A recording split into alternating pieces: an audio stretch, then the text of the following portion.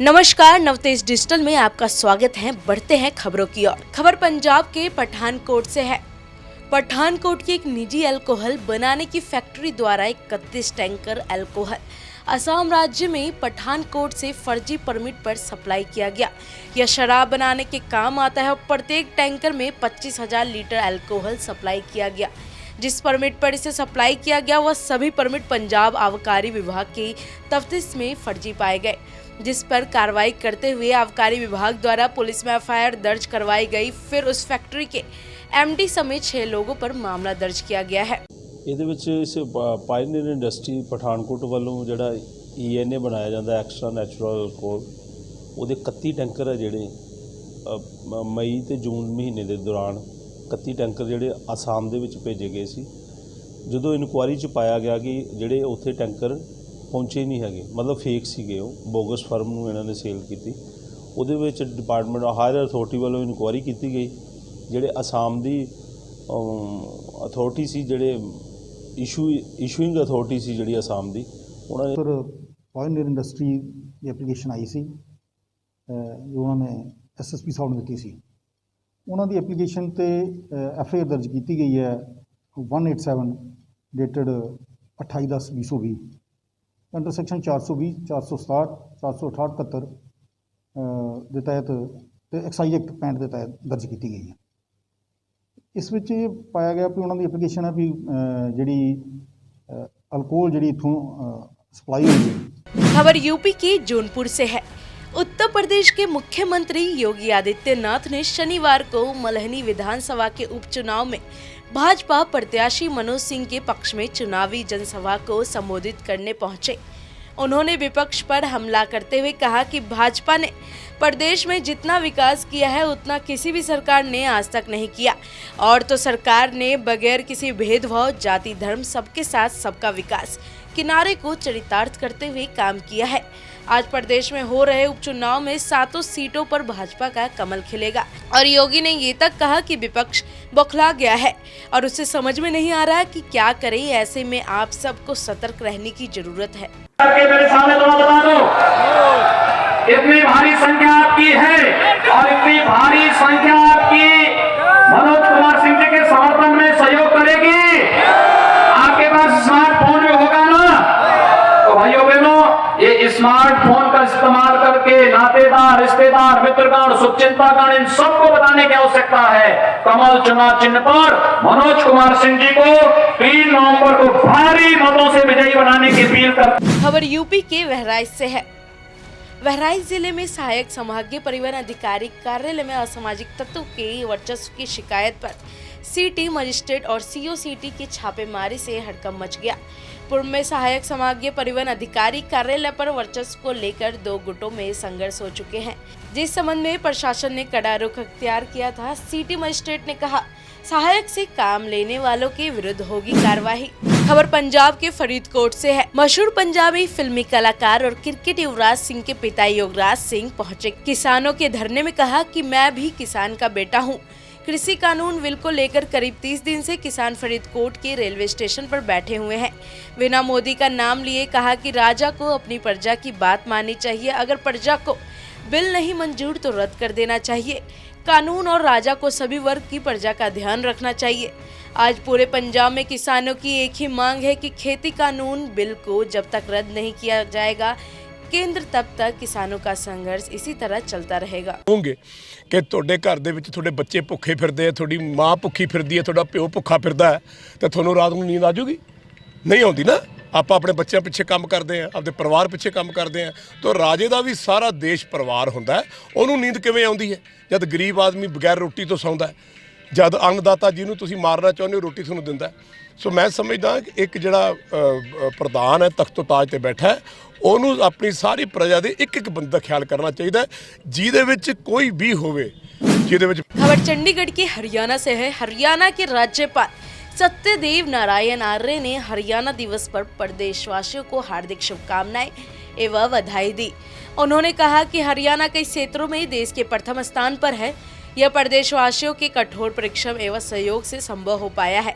उन्होंने हरियाणा दिवस के पावन अवसर पर प्रदेश की खुशहाली, समृद्धि और प्रगति की कामना करते हुए प्रदेशवासियों को शुभकामनाएं देते हुए कहा कि सभी के जीवन में नए उत्साह का संचार हो और ऐसे ही निरंतर प्रगति के पथ पर बढ़ते हुए और बुलंदियों को छुए। मैं हरियाणा दिवस के अवसर पर प्रदेशवासियों को हार्दिक शुभकामनाएं एवं बधाई देता हूँ। हरियाणा विभिन्न क्षेत्रों में देश में प्रथम स्थान पर है। यह प्रदेशवासियों के कठोर परिश्रम एवं सहयोग से संभव हो पाया है।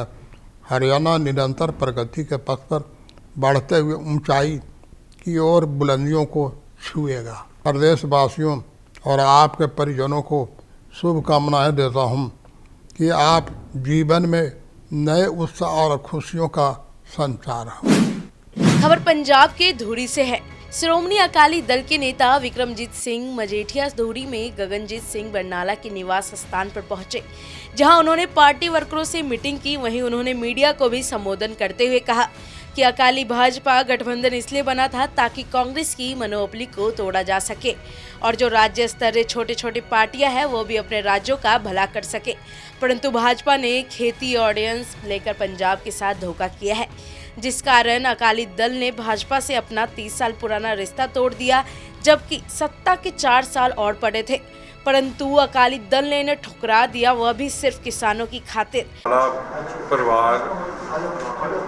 श्रोमणी अकाली दल का एक बड़ा ही अहम स्थान रखने वाला परिवार है और साथ सिमर प्रताप बरनाला जी एक यंग नौजवान ने उन्होंने कोल बड़े लंबे समय तो, क्योंकि साडा तो जवाई साहब भी है, तुहानूं शायद पता नहीं, माझे च विआहिया ते आपदे परिवार च किसी का पता लैन आया, होर इहदे च किहड़ी गल और काबल नौजवान है।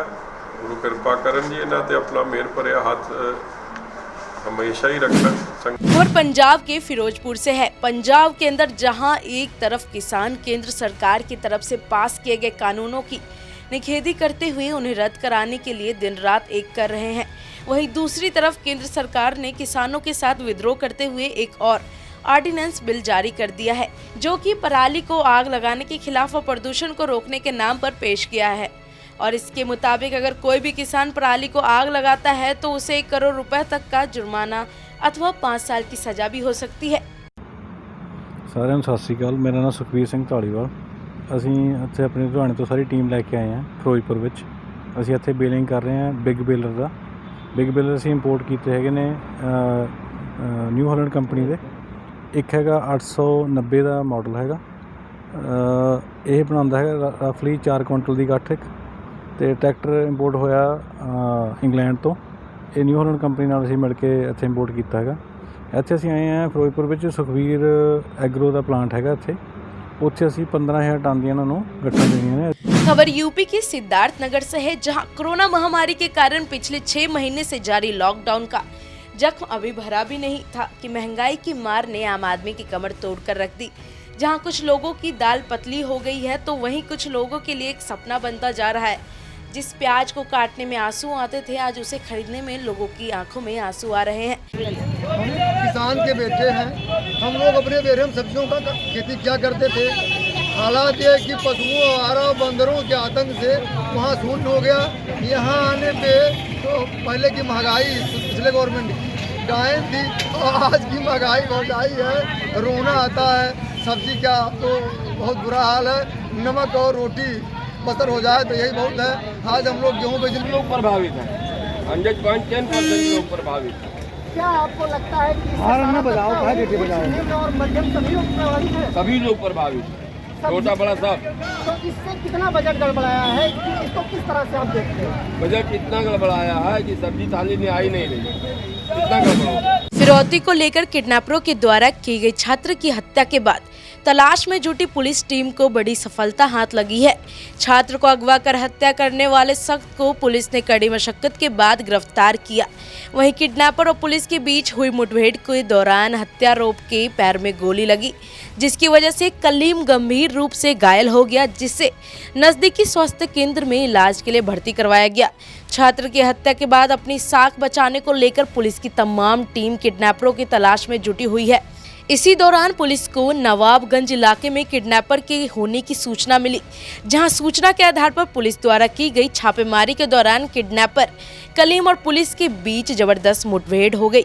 पुलिस की जवाबी कार्यवाही में कलीम के पैर में भी गोली लगी। थाना मटेरा क्षेत्र के ग्राम मझोला में 12 वर्षीय बालक की हत्या के मामले में वांछित अभियुक्त कलीम पुत्र हसन मोहम्मद निवासी मझोला को पुलिस मुठभेड़ में पैर में गोली लगने से घायल अवस्था में उपचार हेतु CHC नवाबगंज भर्ती कराया गया है। बेसहारा गरीबों को नहीं मिलती एम्बुलेंस, फिर क्या गरीब अपने ही ठेले को बनाते हैं? एम्बुलेंस और पहुंचता बहराइच के मेडिकल कॉलेज के इमरजेंसी में फिर भी नहीं मिलता है सही इलाज। आप तस्वीर के जरिए अंदाजा लगा सकते हैं कि बहराइच की मेडिकल कॉलेज की स्थिति क्या है कि जब एम्बुलेंस नहीं मिलती है तो इमरजेंसी की व्यवस्था क्या होगी। बहराइच के मेडिकल कॉलेज इमरजेंसी के नाम पर बन चुका है दलाली का अड्डा। किसी अधिकारी से अगर बात की जाती है तो वो अपना पल्ला झाड़ते नजर आते हैं, वहीं गरीब की कोई सुध लेने वाला इमरजेंसी में नहीं। यह बहराइच मेडिकल कॉलेज की व्यवस्था, जहां उत्तर प्रदेश सरकार लगातार बड़े बड़े दावे तो करती है, लेकिन धरातल पर सब बेकार साबित होते नजर आ रहे हैं। आप देख सकते हैं इस वीडियो में किस तरीके से गरीब अपने ही ठेलिया को एम्बुलेंस बना करके और हाथ में बोतल लेकर किस तरीके से इमरजेंसी के पास भटक रहा है।